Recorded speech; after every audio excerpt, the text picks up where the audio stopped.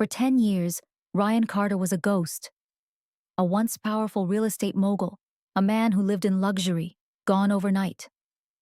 No public statements, no lawsuits, no bankruptcy filings, just silence. At first, people assumed it was a business deal gone wrong. But then, the messages started appearing. Anonymous tips, cryptic emails, bank transactions from accounts that shouldn't exist. Someone was pulling the strings. And then, the final piece of the puzzle. A single email. No sender. No traceable IP address. Just one sentence. You should have never underestimated me, Ryan. 6 months earlier, Ryan Carter was untouchable. A mansion in Beverly Hills. A private jet. A net worth of $30 million. He was a man who knew how to win. And beside him stood Emily Carter, his wife of 15 years. The woman who had sacrificed everything for him. Her career. Her independence. Her family's inheritance, which she invested into his empire. She believed in him. Until the lipstick stain. It was deep red, smudged on the collar of his crisp white dress shirt. At first, she ignored it. But then, the late nights started. The whispered phone calls. The hidden credit card transactions. And then, she found the texts. Hundreds of them. A younger woman. A secret apartment. Thousands spent on jewelry, luxury hotels, private getaways. And when she confronted him, he laughed. You're too old to be interesting, Emily. Then, he handed her divorce papers. Sign quietly, or you get nothing. Emily felt her stomach drop. 15 years. Thrown away like garbage. She looked at Ryan's face. Smug. Arrogant. Untouchable. That was his first mistake. And the moment Ryan Carter sealed his fate, he just didn't know it yet. That was the last mistake Ryan Carter ever made. Emily Carter sat at the long glass dining table, staring at the stack of papers in front of her. Her hands trembled, but not from sadness. It was rage. Betrayal. Her eyes scanned the words. Irreconcilable differences. A cold, clinical phrase that erased 15 years of marriage.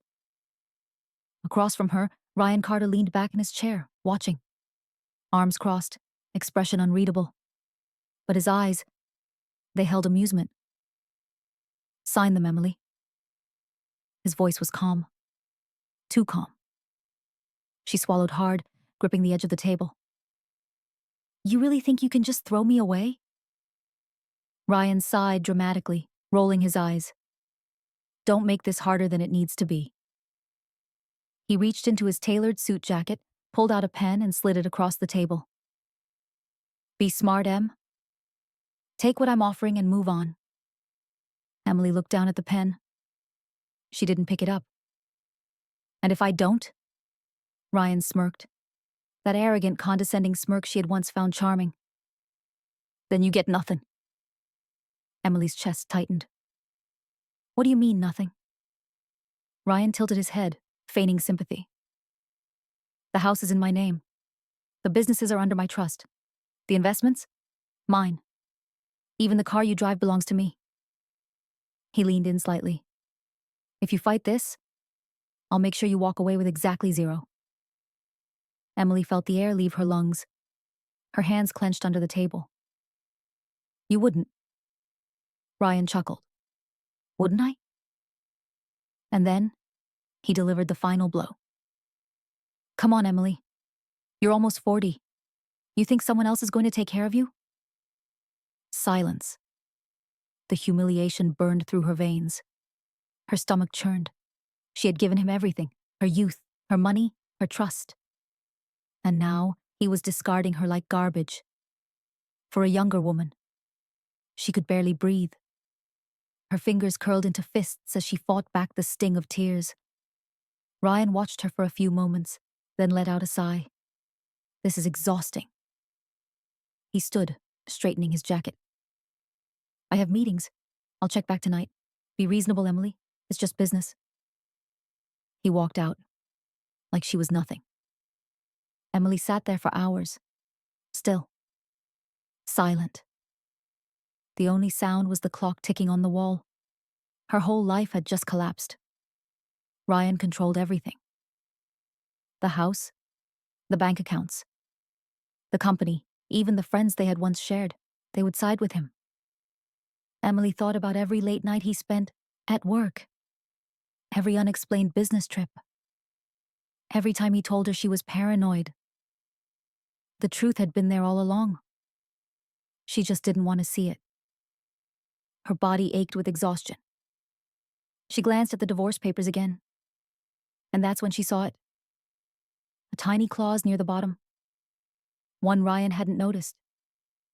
Her pulse quickened. She sat up straighter, reading it again. Her mind worked fast, connecting the dots. Ryan thought he had won, but he had just made the biggest mistake of his life. The next morning, Ryan was in an annoyingly good mood.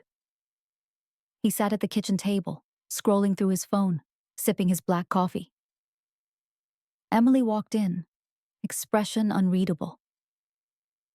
"Morning," Ryan said casually, still looking at his phone. Emily said nothing. "Have you signed?" He finally looked up. Emily met his gaze. Then, she did something unexpected. She smiled. Ryan blinked. For a second, just a second, he looked surprised. Then, it vanished. "Good girl," he muttered.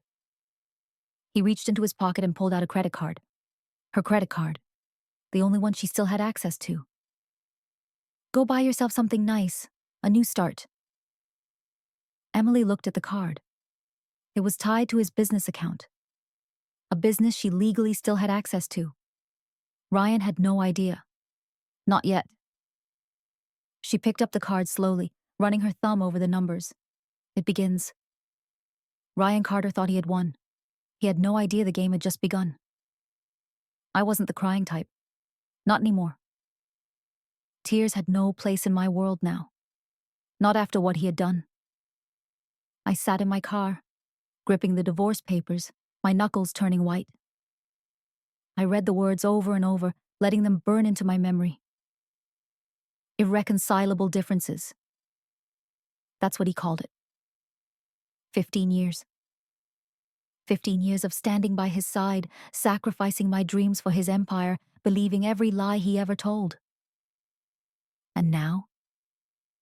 He was tossing me aside like a worn-out piece of furniture. I could still hear his voice, dripping with condescension. "You're too old to be interesting, Emily. Sign quietly, or you get nothing." The audacity, the cruelty, the pure arrogance. Ryan Carter thought this was the end. He thought I would walk away, humiliated and powerless. He thought wrong. I refused to be a victim. And if Ryan thought I was weak, he had no idea who he was dealing with. The first thing I needed was control. Over something. Anything. So I turned to the one thing Ryan had never paid attention to. His finances. Ryan ran his empire with ruthless precision. But his one weakness? He never handled the small stuff. Taxes, household bills, account management. That was beneath him. Which meant that for years, I had access to everything. Ryan thought I was blind. He had no idea I had been watching. I opened my laptop, my fingers cold against the keyboard. I logged into our joint accounts. At first, nothing seemed unusual. Then, I saw it. The loophole. A credit card still in my name, tied to one of his primary business accounts. An account worth millions. My heart pounded in my chest. He missed this. This was my way in. Ryan thought he had locked me out, but in his arrogance, he left one door open. And I was about to walk through it. I exhaled slowly and moved the cursor over the transfer button. $50,000. Transfer. Then another $100,000. Then another. Tiny amounts. Just enough that he wouldn't notice right away. By the time I was done, I had moved over $500,000. And Ryan? still completely unaware.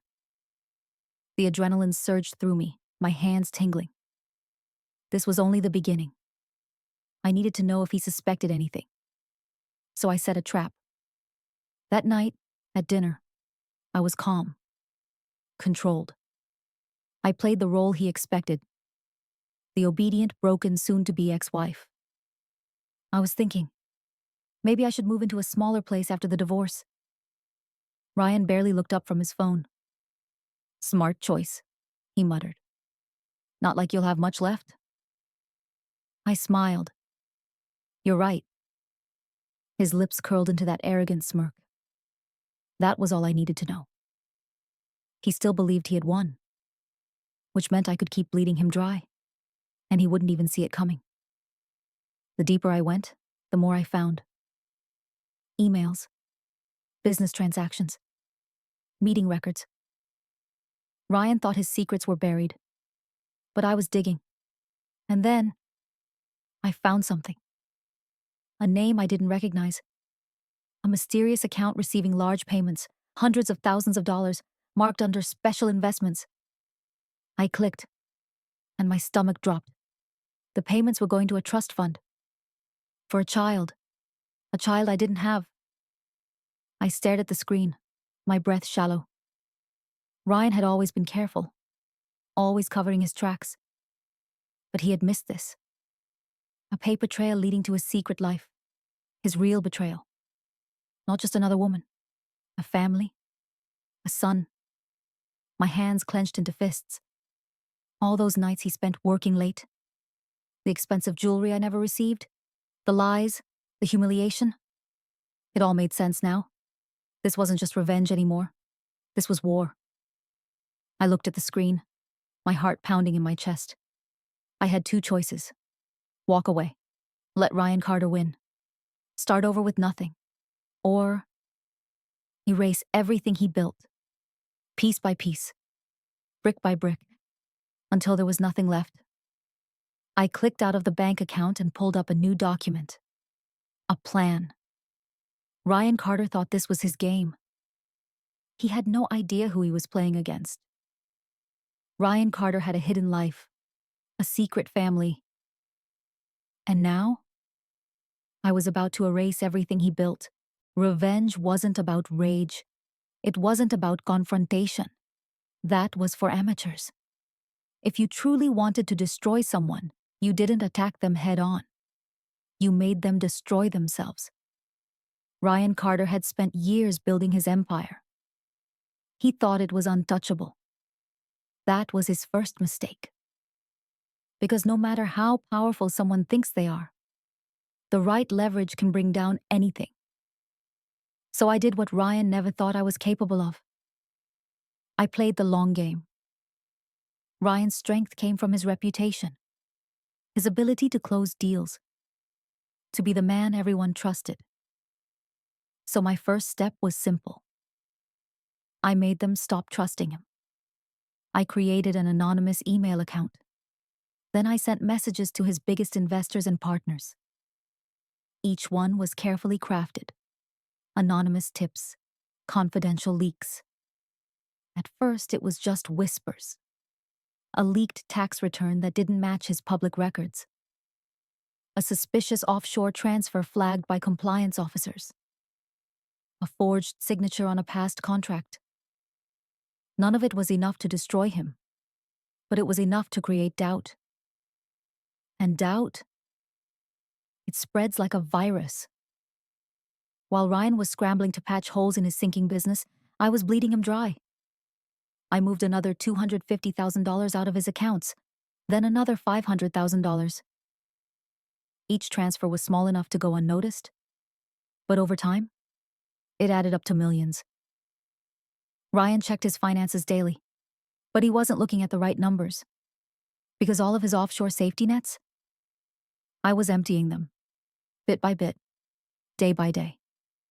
And Ryan, still clueless.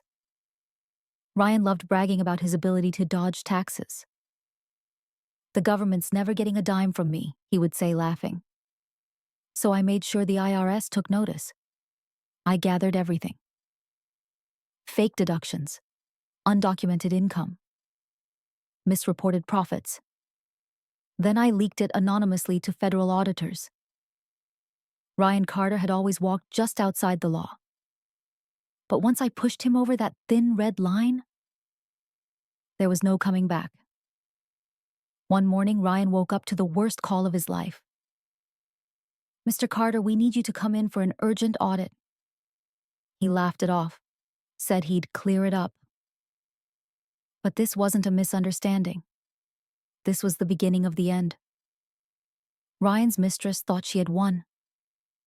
She thought she was different, that he would stay loyal to her, that she would be his future. Until she checked her bank account, until her credit card stopped working, until her luxury car was repossessed, until she found an eviction notice on her penthouse door. Because everything Ryan had given her was paid for by the money I had been draining. She panicked. She confronted him. And Ryan? He snapped. He called her a liability, a mistake. And just like that, she became my greatest weapon. I sent her a simple message. "You want revenge? I can help." She responded in less than 5 minutes. Ryan Carter was a master at controlling the narrative. To the world, he was a business genius, a self-made billionaire. But once I pushed the right buttons, that illusion shattered. I sent everything to the press. His fraudulent business dealings, his hidden family, his IRS investigation, it went viral overnight. One moment, he was a respected mogul. The next, a national disgrace. His business partners abandoning him, his investors pulling out, his companies crashing. And Ryan? For the first time in his life, he was powerless. Ryan Carter thought he had control. Now he had nothing. Third-person mix, cold, ruthless, investigative style. Ryan Carter walked into his downtown office expecting a normal day. He had no idea. Not yet. But today, everything he built was about to burn. It started slow. A phone call, then another, then 5 more. By the time his assistant ran in, her face white as a sheet, Ryan was already drowning. "Mr. Carter, there's a problem." He barely looked up. "Handle it." But this wasn't something he could handle. One by one, his biggest clients pulled out of their deals. One by one, his investors disappeared. He tried calling them. No one picked up. His name was now a liability, a stain no one wanted to be associated with. His hands started shaking. For the first time in his entire career, Ryan Carter felt it. Fear. Then came the knock at his door. Ryan looked up, already irritated. "What now?" The man in the gray suit walked in, flanked by 2 others. Federal agents. "Mr. Carter," the lead investigator said, his voice calm, cold. "You're under investigation for tax fraud, embezzlement, and falsification of financial records." Ryan froze. The walls of his office suddenly felt too small. This is ridiculous." He forced a laugh. "I have the best lawyers in the city. I'll have this sorted by the end of the day." The agent didn't blink. "Your accounts have already been frozen. We suggest you cooperate." Ryan reached for his phone, but the agent slid a document across his desk. An official IRS seizure order. His stomach twisted. This wasn't a misunderstanding. This was real. His empire, gone. His money, untouchable. And the worst part? He still didn't know who did this to him. When Ryan walked out of his office, paparazzi were waiting. The second he stepped outside, flashes erupted. Reporters screamed questions at him. But one voice cut through the chaos. "You deserve this, you arrogant bastard." Ryan turned, and there she was. His ex-mistress. The woman he threw away the second she became inconvenient. The woman who now held a folder of documents. "You thought you could use me and toss me aside?" she spat. She threw the documents at him. The reporters swarmed, papers scattered across the pavement. And on them, signed, sealed proof of every shady deal he ever made. Ryan's face drained of color. He tried to run, but there was nowhere left to go. That night, Ryan sat alone. The penthouse was gone. The cars, the businesses, all gone. He had nothing. His phone buzzed. An unknown number. He almost didn't answer, but then... "Hello, Ryan?" The voice sent a chill down his spine. He knew that voice. "Emily?" A soft laugh. "Surprised?" Ryan gripped the phone. His pulse raced. "It was you?" he whispered. "It was always me, Ryan." Silence. "You stole everything," he finally choked out. Emily's voice was calm. "I didn't steal anything. I just took back what was mine." Ryan's hands shook. "You ruined me." Another soft laugh. "No, Ryan, you ruined yourself." Click. The line went dead. And Ryan Carter? For the first time in his life, he had lost. Powerful men don't fall from grace. They get pushed. And Ryan Carter never saw it coming. Ryan Carter sat alone in a cheap motel room. The room smelled like stale cigarettes and regret. The man who once owned skyscrapers, private jets, and multi-million-dollar deals now had nothing. His expensive tailored suits? Gone. His luxury watch collection? Pawned for pennies. His name? A stain on every newspaper in the country. He reached for his half-empty whiskey bottle, staring at the cracked ceiling. He had called everyone. His lawyers. His old business partners. Even the woman he had left Emily for? No one picked up. Ryan Carter was truly alone.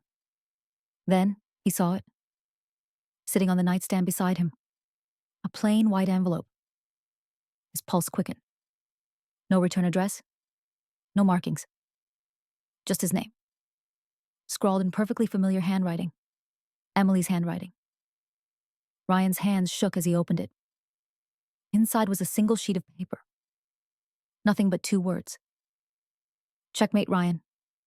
No signature. No threats. Because she didn't need to say anything else. She had already won. Ryan crushed the letter in his fist. His jaw clenched. For the first time in his life, Ryan Carter understood what it felt like to lose. Completely. Did Emily go too far? Or did Ryan get exactly what he deserved?